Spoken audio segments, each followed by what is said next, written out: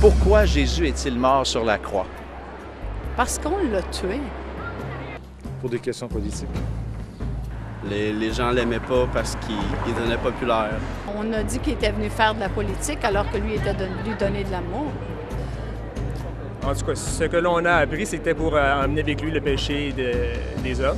En fait, je vous dirais pour nous montrer qu'il ne faut pas avoir peur de mourir, qu'il faut vivre nos convictions jusqu'au bout. Peut-être pour passer un message. Passer le message, non pas nécessairement visant la résurrection, mais un message comme quoi la souffrance peut-être et la mort font partie inhérente de la vie. C'est bien triste qu'un tel homme soit disparu si tôt dans la vie.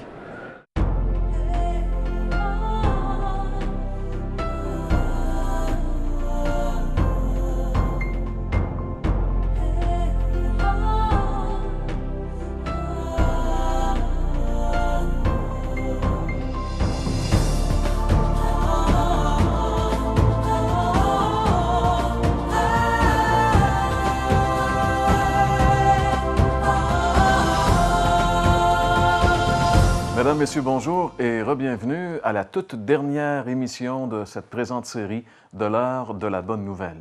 Nous allons découvrir ensemble aujourd'hui celui qui est mort sur la croix pour nous, celui qui est mort pour nous.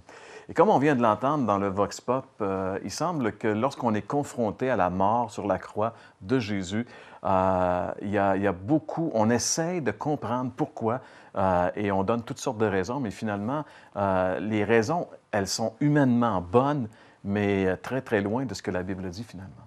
Moi, ce que j'aimerais que nos amis réalisent, c'est que la Bible nous dit que Jésus est venu et la raison de la mort de Jésus est une raison qu'on pourrait qualifier de divine, prévue, mais Jésus est mort pour une raison bien précise et ce que nous allons découvrir ensemble aujourd'hui encore à l'heure de la bonne nouvelle. Justement, François, à la chronique La Bible répond à cette question. Pourquoi Jésus est-il mort sur la croix? Au message, aujourd'hui, Jean-Pierre va nous répondre ou nous expliquer comment découvrir celui qui est mort pour nous. Et à l'item témoignage, on aura le plaisir d'entendre le témoignage de Lucien Bédard. Au chant, nous avons comme invité Bélinda Lévesque. Alors, découvrons ensemble celui qui est mort pour nous.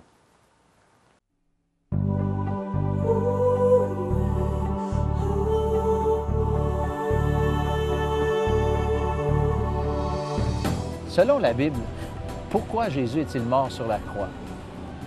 Bien que notre société ait un arrière-plan chrétien, il y a plusieurs réponses qui nous sont apportées lorsqu'on pose la question. Certains disent que Jésus est mort pour simplement nous donner un exemple. D'autres disent que Jésus est mort pour nous prouver qu'il nous aimait. Beaucoup disent que Jésus est mort pour nous. En fait, ça, c'est une réponse biblique. Mais que veut dire Jésus est mort pour nous? Il y a beaucoup de gens qui disent ça, mais qui ne savent pas qu'est-ce que ça veut dire.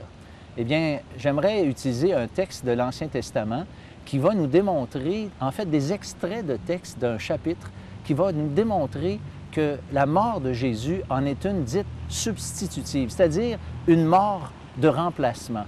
La lecture que je vous suggère, ce sont des extraits du chapitre 53 du livre d'Ésaïe. « Mais il était blessé pour nos péchés, brisé pour nos iniquités. Le châtiment qui nous donne la paix est tombé sur lui. » Verset 5. « Et l'Éternel a fait retomber sur lui l'iniquité de nous tous. » Le verset 6. « Frappé pour les péchés de mon peuple. » Le verset 8. « Parce qu'il a porté les péchés de beaucoup d'hommes. » Verset 12. Tous ces textes nous montrent que Jésus est mort, mais est mort pour nous, pour quelqu'un d'autre. C'est ce que j'appelle l'Évangile selon Barabbas. Vous connaissez ce fameux Barabbas que nous retrouvons dans les Évangiles. Il était un criminel en prison en même temps que Jésus était condamné. Et vous savez que Jésus, lui, était innocent de tout péché. Eh bien, vous savez ce qui est arrivé à Barabbas? Il a été libéré. Vous savez ce qui est arrivé à Jésus? Ils l'ont condamné et crucifié. En fait, cela est une image extraordinaire de ce qui s'est passé en vérité à la croix. C'est marqué que l'Éternel a fait retomber sur lui l'iniquité de nous tous. Jésus, sur la croix, a subi rien de moins que le jugement et la colère de Dieu pour chacun d'entre nous. Voilà pourquoi Jésus est mort sur la croix, à ma place, à votre place. Vous aimeriez approfondir votre réflexion suite à cette émission? L'heure de la bonne nouvelle vous offre gratuitement un exemplaire du Nouveau Testament, le calendrier de méditation quotidienne Bonne Semence, ainsi que le livre Qu'est-ce qu'un chrétien? Pour recevoir le tout, écrivez-nous et faites-nous part de vos commentaires à l'adresse suivante. L'heure de la bonne nouvelle, case postale 1054 Sherbrooke, JEH5L3. Vous pouvez également nous joindre par courrier électronique hbn@abacom.com. L'heure de la bonne nouvelle vous invite à participer à l'un des nombreux déjeuners de l'espoir. Ces déjeuners ont lieu dans plusieurs restaurants réputés de la province et vous sont offerts gratuitement. Pour connaître les détails concernant l'endroit, la date et l'heure pour votre région, composez le numéro sans frais 1-877-537-7647. Vous pouvez également consulter le site web www.déjeuner.org.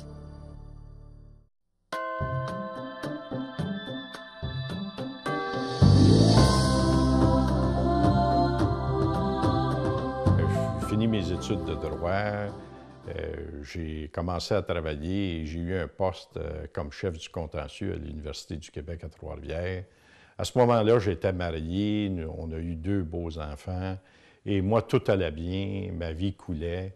Jusqu'à 13 ans plus tard, je me retrouve devant une séparation et un divorce. Échec majeur que je considérais le pire échec et un échec total de ma vie, même s'il y avait eu des bonnes choses. Mais échec total de ma vie. Et là, j'étais en désarroi profond, souffrance, un vide intérieur, etc. Et là, je rencontre mon frère Daniel, le cadet, non pas par hasard, mais parce qu'il était psychologue et j'avais besoin d'aide et j'avais confiance en lui. Et j'ai commencé à parler de ces choses-là. Finalement, quelle ne fut pas ma surprise que lui, au mois de février 1993, m'envoie une invitation à son baptême où là, lui et sa femme, Suzy, se faisaient baptiser le 21 février 1993. Ça a été une surprise pour moi parce que je savais que j'étais catholique, puis je savais qu'il avait été baptisé jeune, mais j'ai décidé d'y aller. Ou quelqu'un m'a amené à y aller, puis je pense que c'est plus ça. J'appellerais ça mon rendez-vous divin après les faits.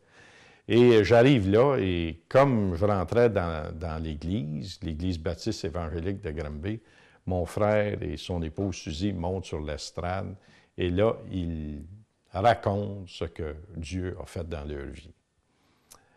Ce que je me souviens, c'est qu'ils me parlaient de l'amour de Jésus-Christ avec un grand A. Et ça m'a touché beaucoup, tellement que les larmes me sont venues aux yeux.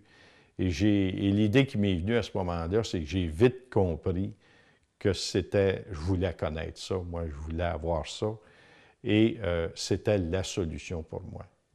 À la fin, le pasteur demande s'il y en a qui veulent faire le pas et connaître Jésus-Christ, et il nous mentionne un verset qui est Jean 3,16, en disant de remplacer le mot « monde » et « quiconque » dans le verset par mon prénom. Alors, Dieu a tellement aimé le monde qu'il a donné son Fils, le monde, donc Lucie, qu'il a donné son Fils afin que quiconque, donc Lucie, croit en lui et ne périsse pas, mais qu'il, Lucie, ait la vie éternelle. Ça m'a touché. Et à la fin, il demande, il répète la question, est-ce qu'il y en a qui ce soir veulent accepter Jésus-Christ?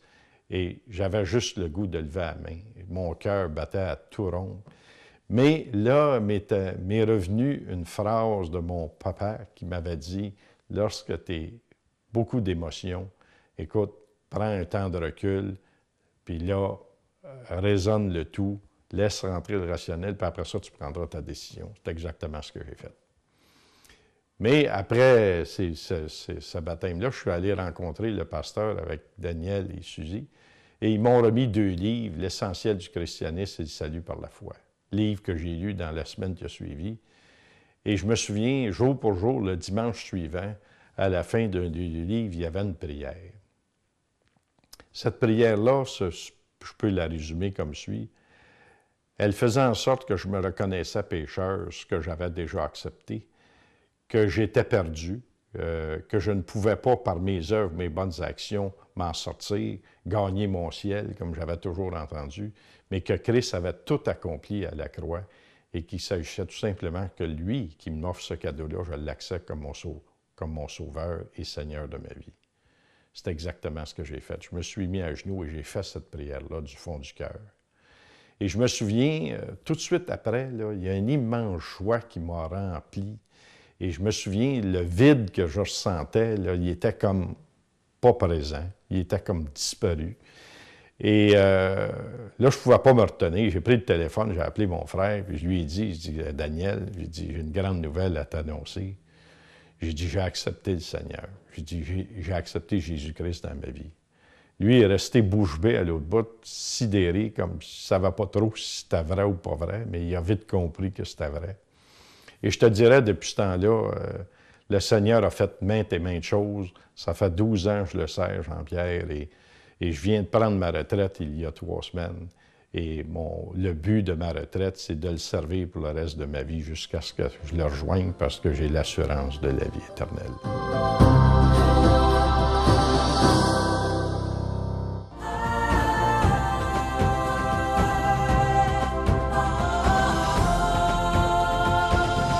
Alors aujourd'hui, nous allons découvrir ensemble celui qui est le Fils de Dieu.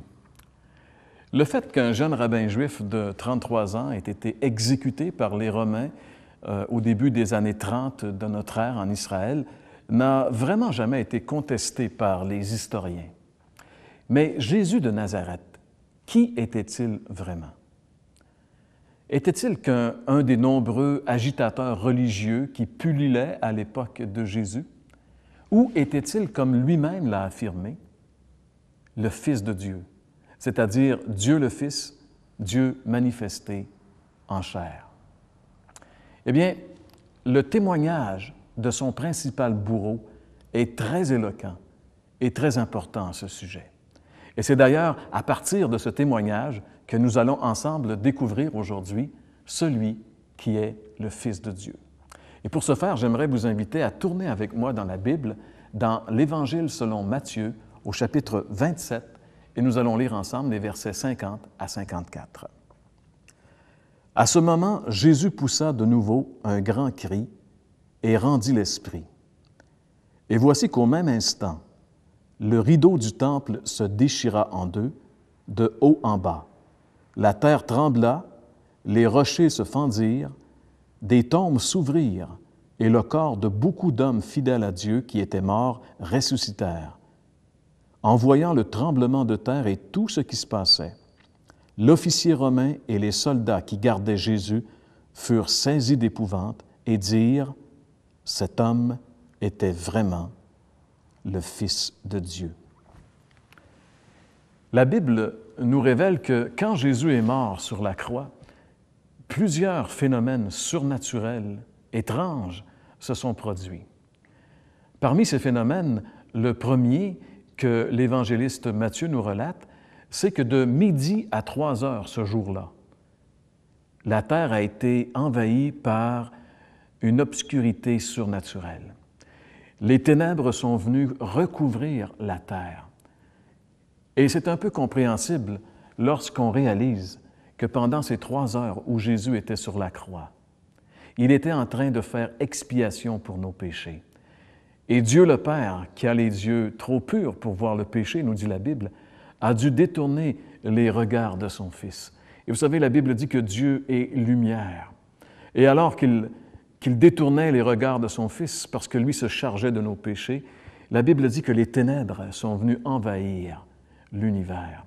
Il y avait des ténèbres sur toute la terre, ténèbres surnaturelles.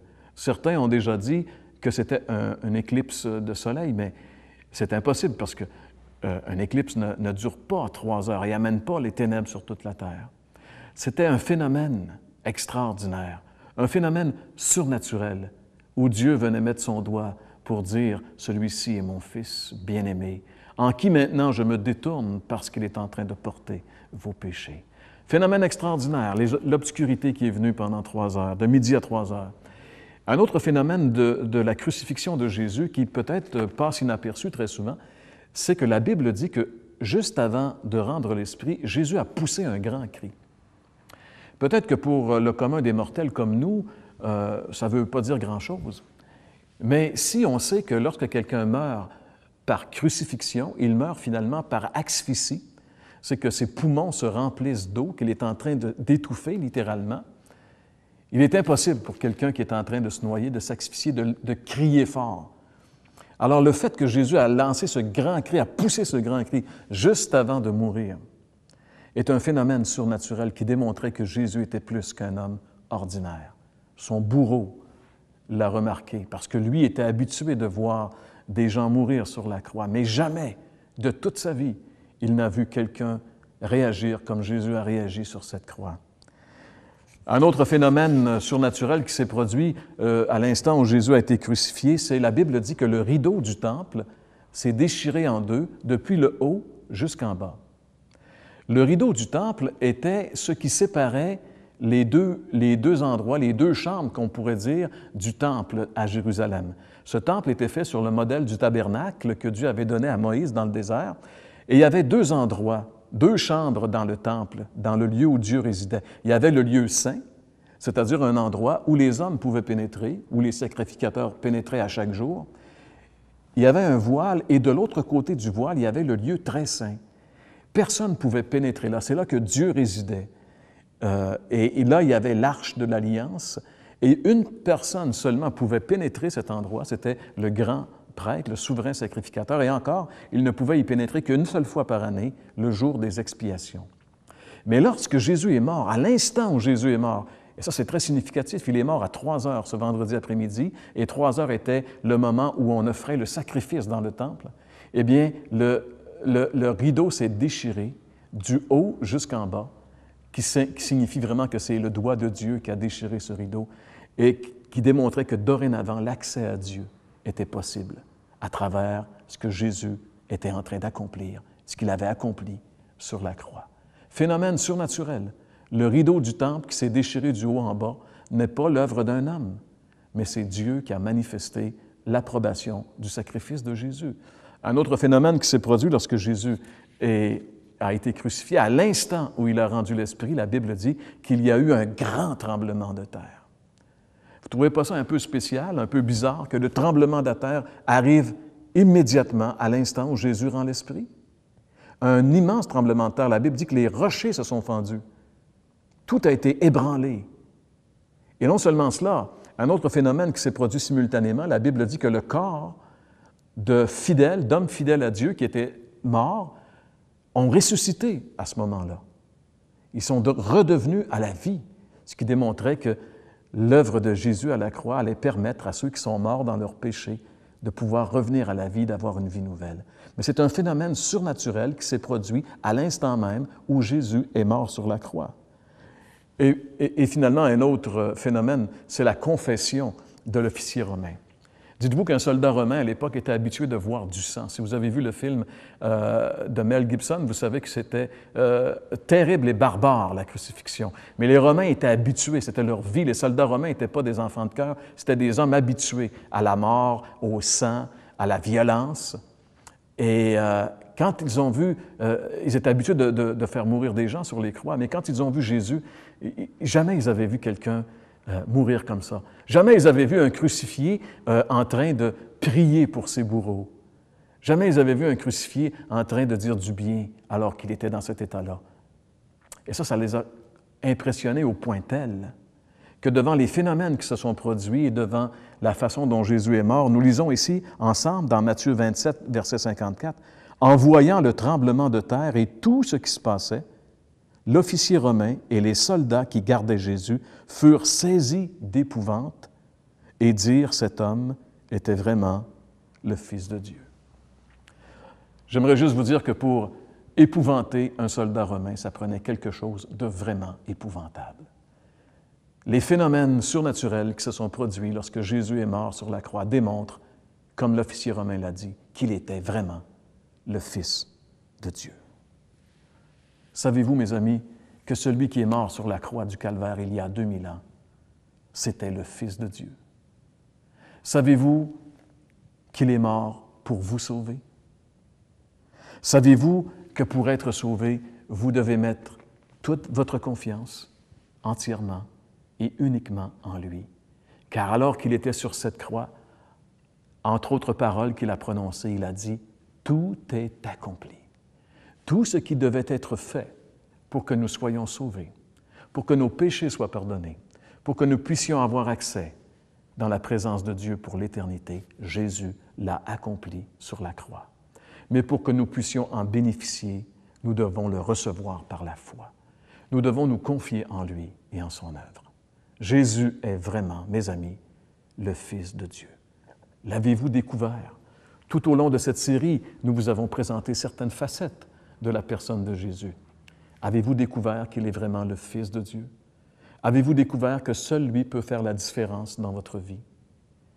Alors que c'est la dernière émission, le dernier message, le dernier appel, voulez-vous ne pas passer outre aujourd'hui et recevoir le Fils de Dieu comme votre Sauveur et votre Seigneur et avoir la vie éternelle? Vous n'avez qu'à le contempler sur cette croix. Vous n'avez qu'à réaliser tous ces phénomènes qui se produisent lorsqu'il meurt. Ce n'est pas un homme ordinaire, c'est Dieu manifesté en chair qui meurt pour vous. Réalisez-vous qu'il vous a tellement aimé, qu'il est venu, qu'il a quitté le ciel mourir pour vous. Et maintenant, tout ce qu'il vous demande, c'est de l'inviter dans votre vie. Dites-lui, Seigneur, je veux te recevoir comme mon Sauveur et mon Seigneur. Faites-le sincèrement et engagez-vous à marcher avec lui, car il est vraiment le Fils de Dieu.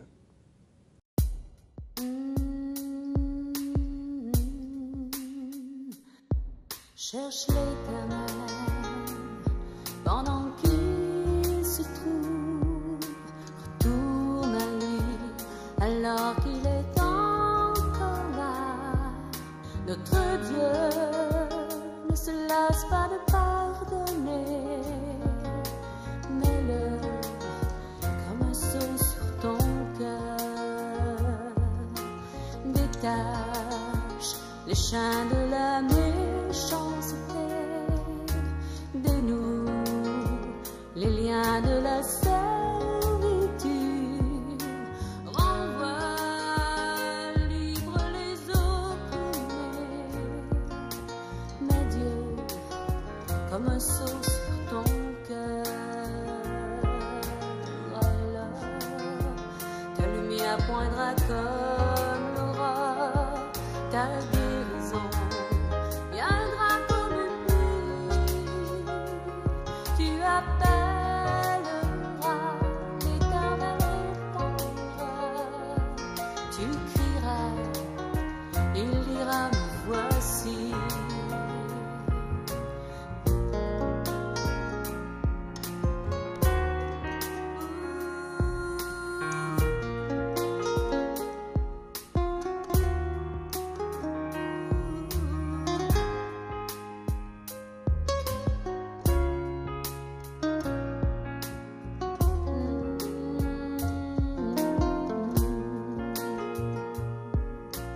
Partage ton pain avec celui qui a faim, accueille les malheureux sans asile, couvre celui qui est dénudé, mets Dieu comme un sceau sur ton cœur,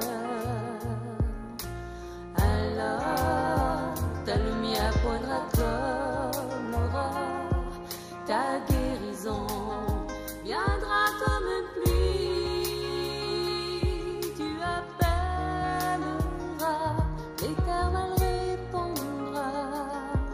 Tu crieras, il dira, me voici. Alors ta lumière poindra comme l'aurore, ta guérison viendra comme une pluie. Tu appelleras, l'Éternel répondra. Tu crieras, il dira, me voici. Cherche l'Éternel pendant qu'il se trouve, retourne à lui alors qu'il est encore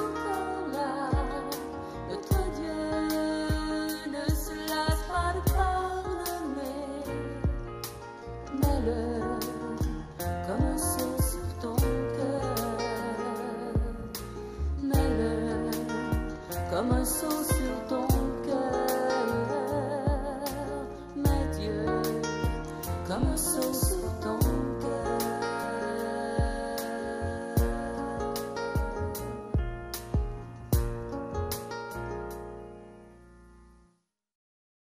Merci beaucoup pour ce chant. Eh bien, lors de cette dernière émission, on a justement abordé un thème qui est central à l'Évangile, c'est-à-dire la mort de Jésus-Christ. Tout au long de cette émission, de cette série d'émissions, finalement, on a essayé de découvrir qui était vraiment ce personnage qui a marqué l'histoire de l'humanité. Qui est-il vraiment?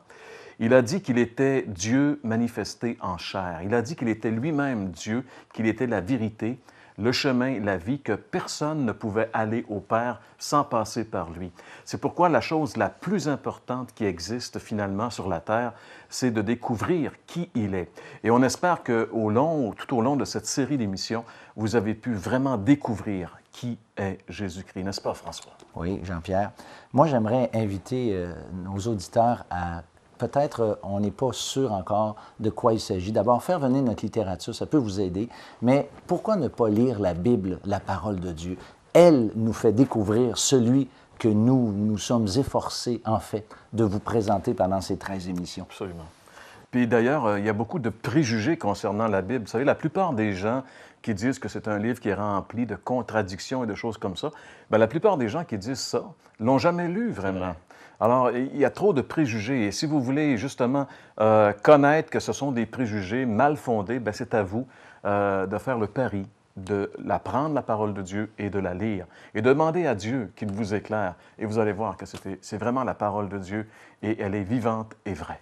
Jean-Pierre, j'aimerais, moi, annoncer un déjeuner de l'espoir qu'on va avoir. C'est pas tout de suite, c'est seulement samedi, le 15 avril, sur la rive sud de Québec, au 780 rue Commerciale, au Pizza Royal. Nous vous invitons pour 9 heures. Le déjeuner, c'est vraiment gratuit et vous allez entendre à cette occasion le témoignage d'une personne dont la vie a été transformée. Eh bien, mes chers amis, c'est déjà finalement tout le temps qui est à notre disposition. François, ça passe vite quand même, 13 semaines. C'est déjà terminé, l'heure de la bonne nouvelle, édition de 2006. Mais si l'heure de la bonne nouvelle est terminée, il n'en demeure pas moins que les déjeuners de l'espoir, eux, se continuent. Il faut prendre le numéro en note pour tout l'été, l'automne, etc. Et même, vous pouvez également communiquer avec nous durant l'été. Alors, on espère avoir le plaisir de se retrouver en 2007 pour une autre série de l'heure de la bonne nouvelle. Vous aimeriez approfondir votre réflexion suite à cette émission? L'heure de la bonne nouvelle vous offre gratuitement un exemplaire du Nouveau Testament, le calendrier de méditation quotidienne Bonne Semence, ainsi que le livre Qu'est-ce qu'un chrétien? Pour recevoir le tout, écrivez-nous et faites-nous part de vos commentaires à l'adresse suivante. L'heure de la bonne nouvelle, case postale 1054 Sherbrooke, JEH5L3. Vous pouvez également nous joindre par courrier électronique hbn@abacom.com. L'heure de la bonne nouvelle vous invite à participer à l'un des nombreux déjeuners de l'espoir. Ces déjeuners ont lieu dans plusieurs restaurants réputés de la province et vous sont offerts gratuitement. Pour connaître les détails concernant l'endroit, la date et l'heure pour votre région, composez le numéro sans frais 1-877-537-7647. Vous pouvez également consulter le site web www.déjeuner.org. Maintenant disponible, la série complète vous est offerte dans un coffret contenant 4 DVD pour la modique somme de 15 $, taxes et transports inclus. Pour commander, écrivez-nous. L'heure de la bonne nouvelle tient à remercier le manoir Brickey.